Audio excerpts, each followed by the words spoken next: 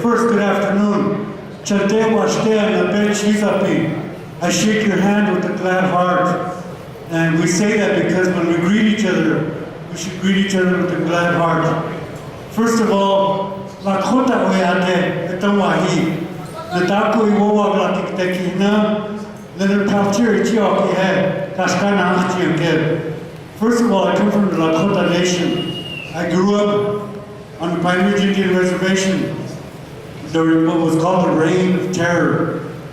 I was 11, from 10 years old to about 12 years old. And back in those days, there were some elders that made a call to bring in some warriors called American Indian Movement. Because as a child, I witnessed extreme violence at us, towards us, what they call the traditionals, full-bloods, and they harassed us.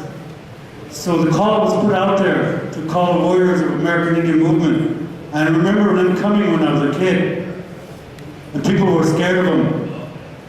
They said they were intimidating. These Indian people looked very strong, probably like savages. But they came, and they came because there were women and children out there suffering at the hands of the federal government. And there was things going on back in 1973 that really hurt a lot of people. First of all, the land that was being taken away under the pretense of natural resources. They were trying to extract uranium. And so those types of things were going on, and they were using the political forces, the police forces, to harass us. Harass and beat and torture Lakota Oyate. The ultimate straw was when there was a man named Raymond Yellow Thunder was killed at the hands of some rednecks in a town called Gordon, Nebraska. And they tortured him, threw him in a trunk of a car to die. And so that was the last straw, and they called the American Indian Movement to come in and support the women and children. So I remember growing up and watching all these feds, the police force, the U.S. Marshals. I remember walking up the street to go to school and watching these U.S. Army tanks loaded with U.S. Army personnel, the U.S. Marshals carrying high-powered armor-piercing weapons. And that's what they were using on us. And one of the biggest things that I was so happy about is a lot of my uncles and cousins came back from Vietnam. Warriors that knew how to use guns, that knew how to stand up for women and children. And that's what happened. They came to a place called Wounded Knee. And they stood their ground. One of the original occupations. When we talk about occupying, we always have to remember where we come from. So I think about all the things that my people have to offer. And the first thing is humility. The second is our prayers. And when many people come to support Native women and children, we give thanks. And in that manner, I want to talk a little bit about Leonard also. His daughter came here on 9/11. She came as part of a EMT crew that came to the World Trade Center site. And nobody knew who she was, and we were kind of happy in that way too. But she came here as a Native American woman to support America when America was hurting, to work at the World Trade Center, and as we know now, there were no bodies to rescue. I was here that day. I came in the night before and I watched this happening, and I'm wondering, they lit one on us. They lit one on us, called a sacred fire. They lit one on us. And the reason they did that wasn't because of me and you. It was because of the imperialistic regimes that are in power here in America. And that's what Leonard Peltier and all the movement were fighting against. And I talk about what's happening out there now. Pine Ridge is still one of the poorest counties in the United States. It's still very, very oppressed.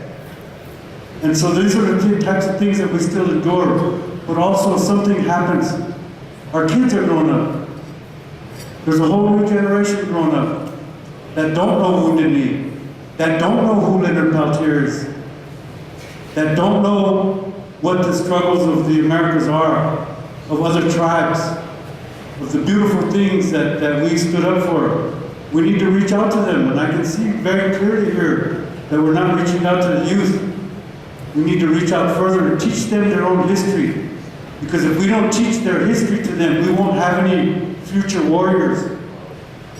And so what we're doing now is on December 18th, there was a walk that started in California on Alcatraz Island. Another original occupation.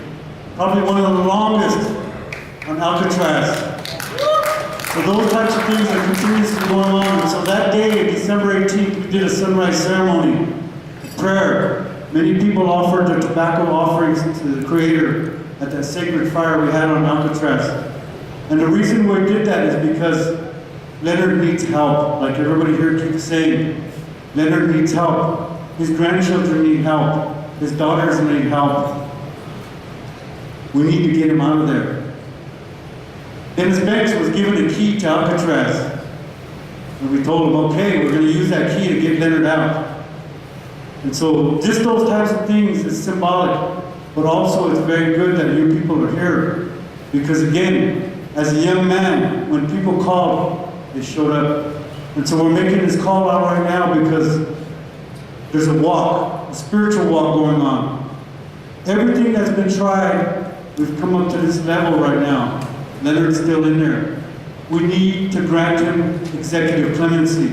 We need for you all to reach out to President Obama and tell him, I'm not going to vote for you until you let him go.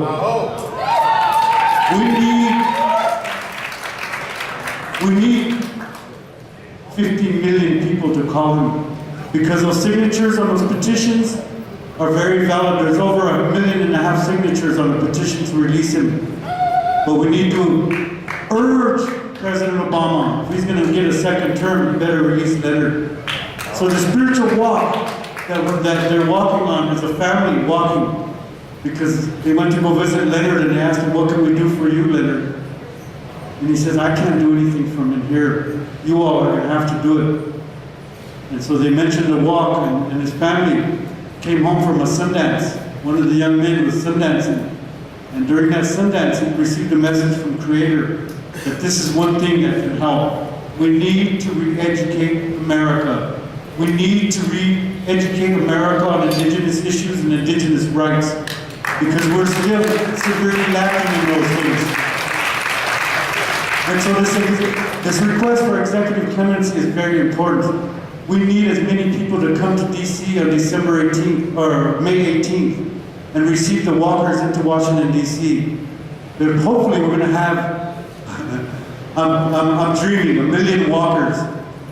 But again, that's a prayer, that's a vision. So we're asking you all to support this walk as much as possible, because again, coming from the West, our relatives are walking through redneck lands. Coming to Arizona, where one of the most racist governments has enacted laws against indigenous peoples, against indigenous migration. So those are the types of things we're looking at. When they come here, we're going to ask President Clinton to let him go. But meanwhile, they still need attorneys and all of this to file those paperwork, executive clemency. And one other thing that we have to worry about is sometimes these politicians like money. If we have to buy his freedom, we should do that. And I want to thank the Warrior Society from Rhode Island coming with me, accompanying Leonard in the songs, and we're going to offer a song in a bit, but we will have very limited time. So once again, I want to think about Leonard and his children and his grandchildren. Wache kichichapo, unshilapo, omkiapo, unshilapo, hechitu, mitaku yapi.